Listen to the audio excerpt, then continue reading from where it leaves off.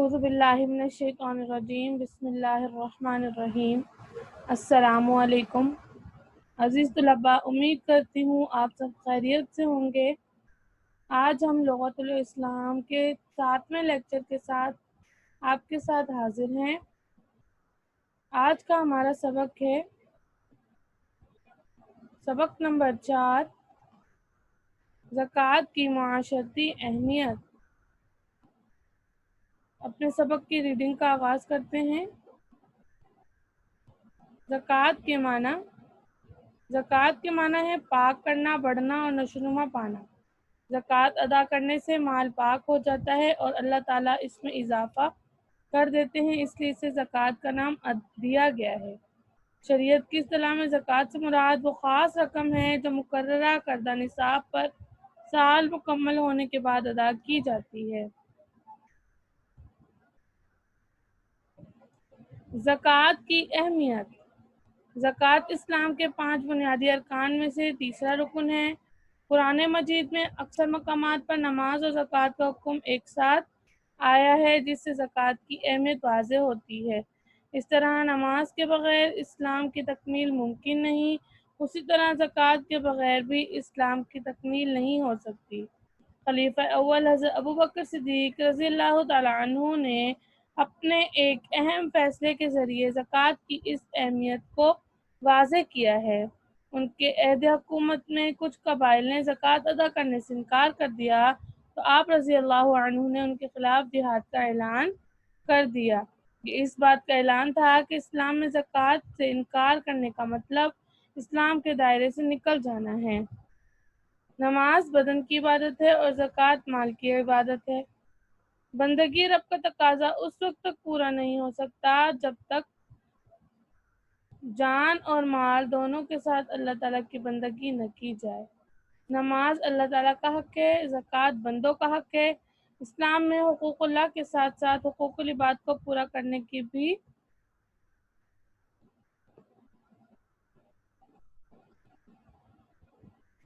زبردست تاکید کی گئی ہے۔ بصورت دیگر اسلامی تعلیمات کے ایک اہم حصے پر عمل کرنا ممکن نہیں رہتا۔ معاشرتی اہمیت۔ زکوٰۃ و صدقات کا بنیادی مقصد معاشرے کی فلاح و بہبود ہے تاکہ معاشرہ غربت اور تنگ دستی سے بچ سکے۔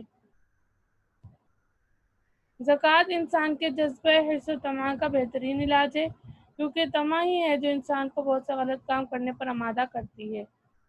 زکوٰۃ معاشرتی فلاح و بہبود کی ضامن ہے۔ زکوٰۃ دینے سے ایک دوسرے کے ساتھ ہمدردی اور محبت کے جذبات پیدا ہوتے ہیں۔ زکوٰۃ انسان کو لالچ، بخل اور خود غرضی جیسی بری صفات سے نجات دلاتی ہے۔ زکوٰۃ ادا کرنے کے نتیجے میں روپیہ پیسہ گردش میں آتا ہے۔ اس طرح دولت صرف خاص لوگوں تک محدود نہیں رہتی بلکہ معاشرے کے تمام طبقات تک پہنچتی ہے۔ معاشرے کے تمام افراد معاشی حالت بہتر بناتی ہے اور معاشی استحکام کا سبب بنتی ہے۔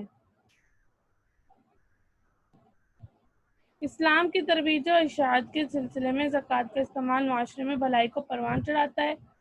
جہاد برائیوں کے خاتمے کا ذریعہ ہے۔ زکوٰۃ کا مال جہاد میں خرچ کیا جا سکتا ہے۔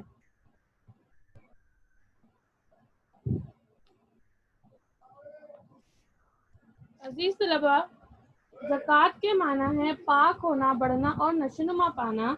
زکوٰۃ ایک مالی عبادت ہے جس کے ادا کرنے سے باقی مال پاک ہو جاتا ہے، یعنی مال میں برکت پیدا ہوتی ہے، اللہ تعالیٰ کی رضا اور خوشنودی حاصل ہوتی ہے۔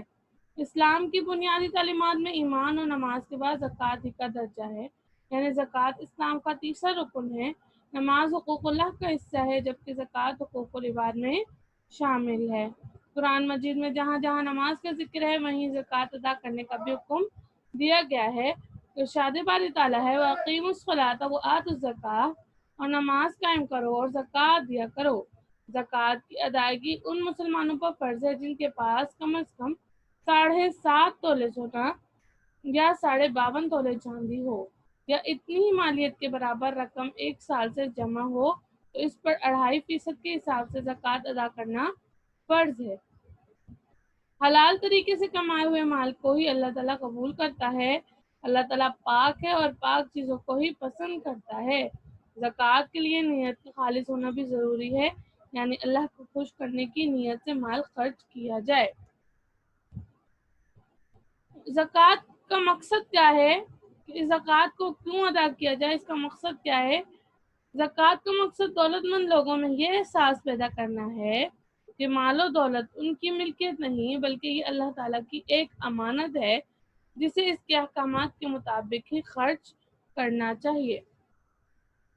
زکوٰۃ اور صدقات دینا اصل میں غریب اور ضرورت مند مسلمان بھائیوں کی مدد کرنا ہے۔ اس کے برعکس زکوٰۃ نہ نکالنا اپنے غریب اور مجبور بھائیوں پر ظلم کرنا ہے جو ان کا حق مارنے کے مترادف ہے۔ زکوٰۃ مسلمانوں کے درمیان ہمدردی اور ایک دوسرے کی امداد کا نام ہے جس سے وہ آپس میں ایک جسم کی طرح نظر آتے ہیں۔ اب زکوٰۃ کن کو ادا کی جائے اس کے بارے میں بھی بیان کرتے ہیں۔ زکوٰۃ کے حقدار کون ہیں؟ زکوٰۃ ہمیشہ مستحق لوگوں کو دینی چاہیے۔ زکوٰۃ کے لیے یہ شرط ہے کہ اس کی رقم صرف مسلمانوں سے لے کر مسلمانوں کو ہی دی جائے، البتہ وہ عزیز اقارب جن کی کفالت فرض کی گئی ہے انہیں زکوٰۃ نہیں دی جا سکتی، ان میں ماں باپ اور بیٹا بیٹی شامل ہیں۔ دوسرے زکوٰۃ کے حقدار مساکین ہیں۔ مساکین وہ لوگ ہیں جو کماتے ہوں لیکن ان کی آمدنی اتنی کم ہو کہ گزارا وقت بھی مشکل سے ہو۔ تیسرے عاملین وہ حکومت کے نمائندے ہیں جنہیں حکومت زکوٰۃ کی وصولی اور تقسیم کے لیے مقرر کرے، یہ لوگ بھی زکوٰۃ کی رقم لینے کے حقدار ہیں۔ چوتھے قرضدار ہیں جن کی زکوٰۃ کے مال سے مدد ہو سکتی ہے۔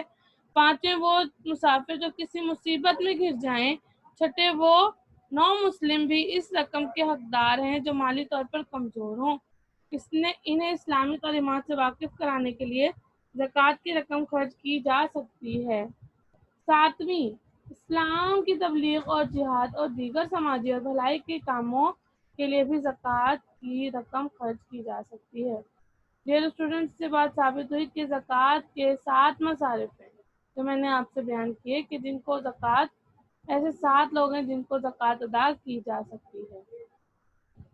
زکوٰۃ کی اسلام میں اہمیت کیا ہے؟ نبی کریم صلی اللہ علیہ وسلم نے زکوٰۃ کی اہمیت کے بارے میں بیان فرمایا، الزکوٰۃ کنزۃ الاسلام، زکوٰۃ اسلام کا خزانہ ہے، یعنی زکوٰۃ کی ادائیگی سے جہاں غربا کی امداد ہو جاتی ہے وہاں زکوٰۃ دینے والا اپنے لیے نیکیوں کا کافی خزانہ جمع کر لیتا ہے۔ ایک اور حدیث میں آپ صلی اللہ علیہ وسلم نے ارشاد فرمایا، 3 باتیں ایسی ہیں جس شخص نے ان کو اختیار کر لیا اس نے ایمان کا مزہ پا لیا۔ ایک یہ کہ صرف اللہ کی عبادت کرے، دوسرا یہ کہ لا الہ الا اللہ پر اس کا سچا ایمان ہو، اور تیسرا یہ کہ ہر سال خوشی سے اپنے مال کی زکوٰۃ ادا کرے۔ اسی کے ساتھ ہی ہمارا سبق ختم ہوا۔ امید کرتی ہوں سمجھ میں آیا ہوگا۔ اللہ حافظ۔